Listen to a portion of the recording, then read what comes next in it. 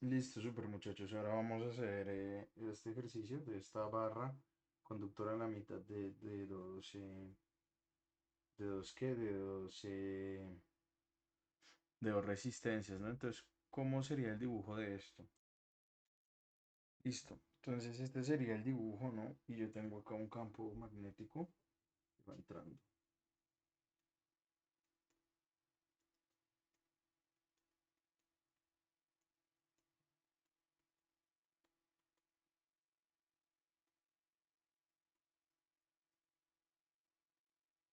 Sí, yo tengo acá un campo magnético, ¿no? Y lo que me dice esto es que, bueno, lo primero voy a colocar mi sistema de referencia como siempre, ¿no? Entonces, voy a colocar mi sistema de referencia por acá. Pronto en este azul más oscuro. Sí. X, Y, Z. Sí. Ese sería mi sistema de referencia. Y lo que yo tengo es que esta varillita se mueve con una velocidad v en este sentido. ¿Listo? Y entonces,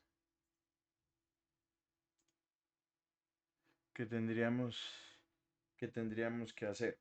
¿Sí? Eh, en lo particular, lo primero que nos pide este problema es, lo primero que nos pide este problema es hacer las mallas y los nodos de secuestro, muestre cómo se polariza la barra por su movimiento y las corrientes inducidas, ¿no? Entonces, ¿qué es lo que está pasando? Más bien, voy a coger y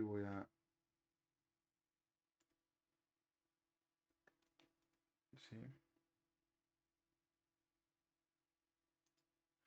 voy a, ¿cómo hago esto? Dame un segundo. Vale. Entonces, lo primero es hacer las mallas y los nodos de este problema, ¿no? Entonces, ¿cómo hago eso?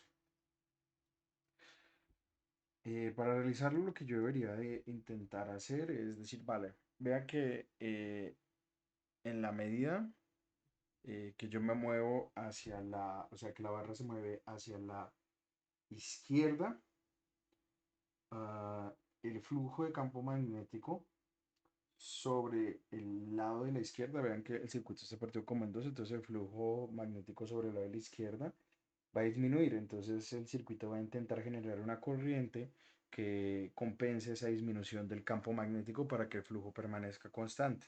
Es decir, en ese caso yo tendré por acá una corriente que va a ir así. Sí, note que si la corriente va en sentido antihorario, en esa parte del circuito, en este lado izquierdo, genera un campo que va entrando hacia la hoja y compensa la disminución de campo magnético, ¿no?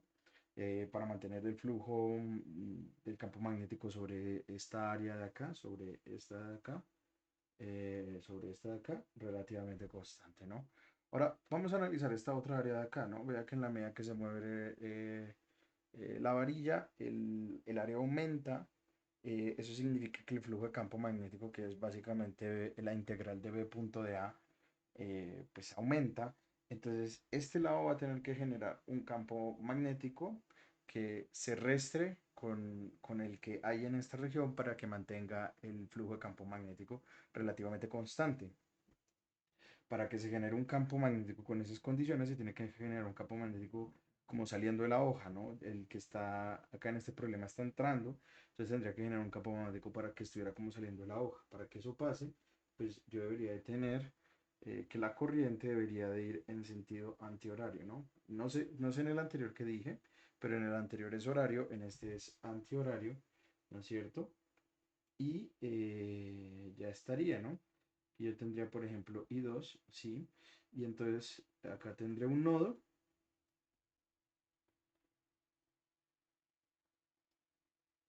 acá tendré un nodo que ¿qué? Que será I3 igual a este de acá, voy a llamarlo I2, Mejor lo voy a llamar I1, ¿sí? Y acá va a tener un nuevo que va a ser I3 igual a I2 más I1, ¿no?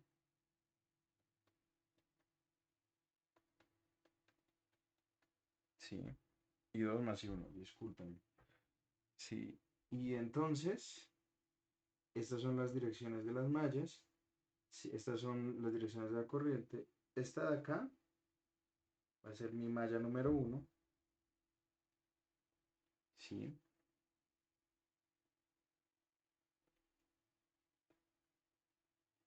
esta va a ser mi malla número uno. Sí, y la segunda malla la voy a definir así. Sí, y esta de acá va a ser mi malla número dos.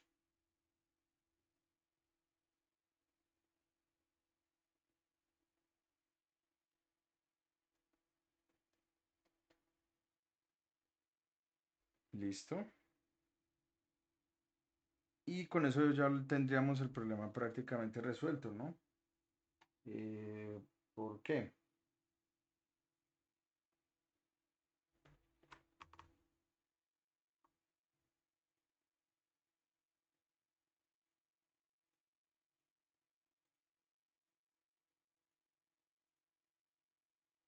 Con esto ya tendríamos el problema prácticamente resuelto, ¿no? Porque ya planteé las mallas, ¿no? Eh, y lo que yo tendría acá es que entonces, pues yo que tendré sobre esta malla, FEM inducida, voy a tener una FEM inducida epsilon U, sobre esta acá voy a tener una FEM inducida,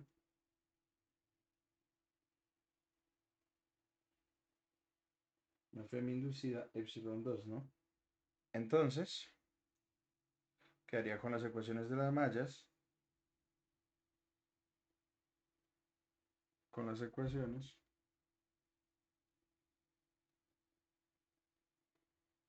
entonces quedaría con las ecuaciones. En el primer caso, epsilon 1, que es la FEM inducida 1, va a ser igual a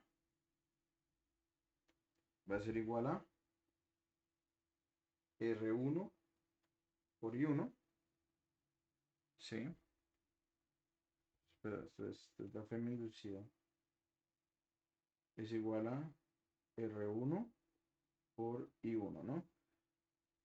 Por un lado, ¿sí? Por otro lado, voy a tener esta ecuación de esta malla de este lado, que va a ser epsilon 2 igual a R2 por I2, ¿sí? Y por otro lado voy a tener I3 igual a I1 más I2, ¿sí? Y estas serían las ecuaciones de la malla, ¿no? Pero por ley de inducción, ¿listo? Entonces, ese sería el A. Ahora, por inducción de Faraday,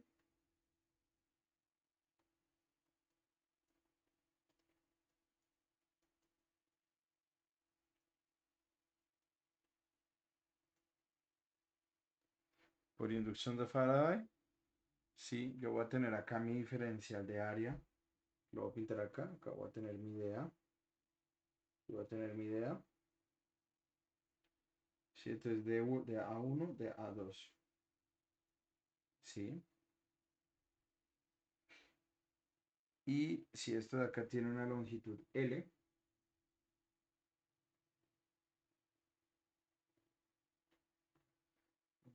disculpen. Si esto de acá tiene una longitud L, sí, pues, ¿qué va a pasar? Sí. Que, mm, entonces, la FEM inducida 1 va a ser igual a, llamemos a este lado, si quieren, para que quede todavía más claro, a este lado lo podemos llamar de una forma y a este de otra, ¿sí? Entonces, llamemos a este lado, si quieren, llamémoslo X1 y a este lado llamémoslo X2, ¿no? X1, perdón, y a este lado llamémoslo si quieren X2. Sí, y nótense X2, disculpen. Y note qué es lo que es realmente interesante de esto, ¿no? Sí, sí. Entonces, ¿qué es lo que va a pasar? eh, más que por ley de inducción de Faraday, bueno, no, esto discutámoslo arriba, ¿no? Es que x1 más x2 es igual a una constante, entonces de x1 con respecto al tiempo tiene que ser igual a menos de x2, ¿sí? Porque entonces si derivo la ecuación de arriba me quedaría derivada de x1 con respecto al tiempo más derivada de x2 con respecto al tiempo igual a cero. Eso solo se cumple si una es menos la otra.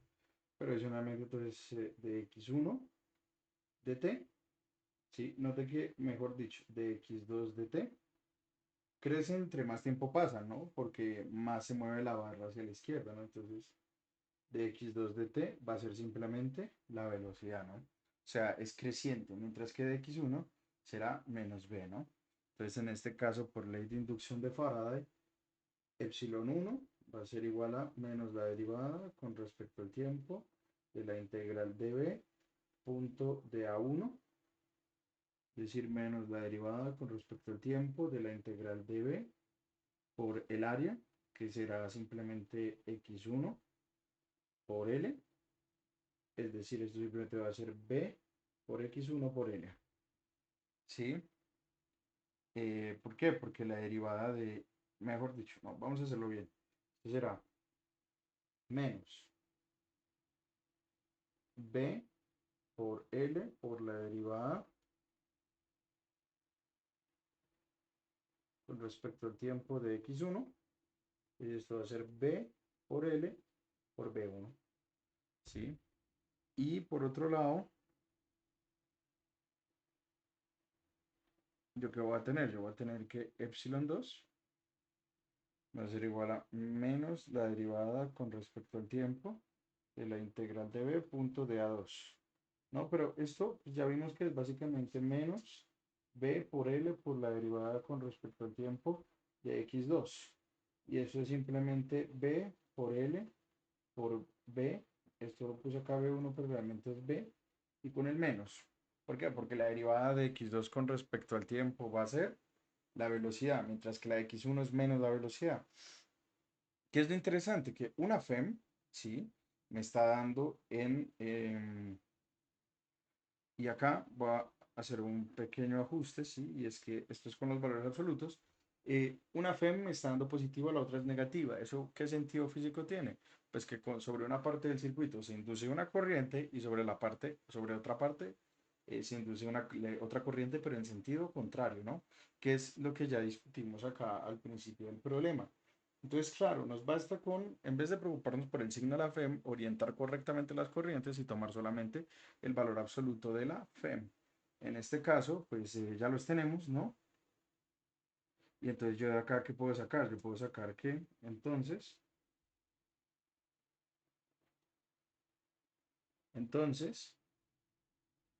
I1 va a ser igual a epsilon 1 sobre R1, es decir, BLB sobre R1, y 2 es igual a BL, de igual manera va a ser BLB sobre R2, ¿sí? Y con eso ya calcularíamos el B, ¿no? ¿Sí? La potencia total que pasa, pues el C, la potencia total del circuito,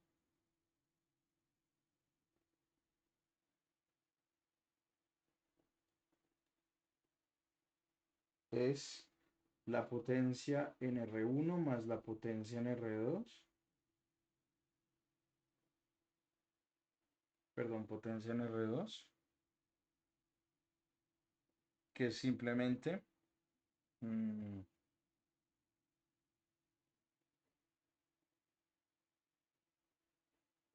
a ver si la potencia es I por B, entonces es I cuadrado por R, ¿no? Entonces esto será I1 al cuadrado por R1 más I2 al cuadrado por R2, ¿no? Es decir, esto va a ser B, LB al cuadrado, factor de 1 sobre R1 más 1 sobre R2. Y esa sería la potencia total disipada por el circuito, ¿sí? Y en el D, ujú, lo que me piden calcular es, o que esta pregunta es bastante truculenta, lo que me piden calcular es la fuerza necesaria para mover la barra a velocidad constante, a la velocidad que mueve anteriormente. Eh, la fuerza para que la barra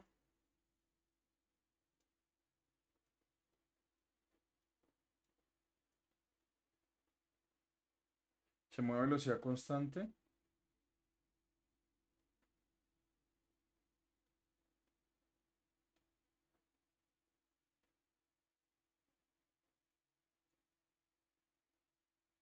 para que la barra se mueva a la velocidad constante, la sumatoria de fuerzas tiene que ser igual a cero.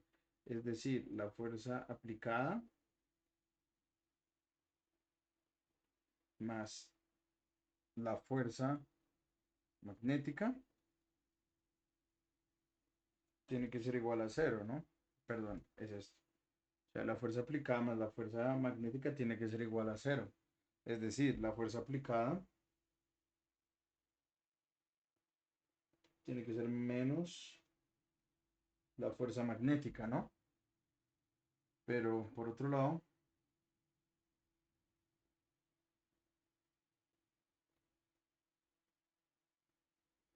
la fuerza magnética no es otra cosa que la corriente que pasa sobre el alambre I3, ¿sí? Por L cruz B.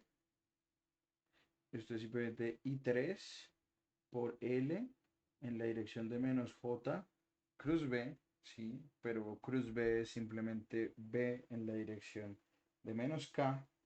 Así que me quedaría I3 por L por B por J cruz K. Sí, y hay que recordar que IJK, sí, yo tengo este triangulito. Entonces, J cruz K me da ahí. Entonces, esto será I3 por L por B en la dirección de I. ¿Listo? Ya sería la fuerza que yo le voy a aplicar a esa barra para que se mueva a velocidad constante, contraria a la fuerza magnética que va a sentir esa barra debido a que está sintiendo una corriente inducida. ¿Listo, muchachos?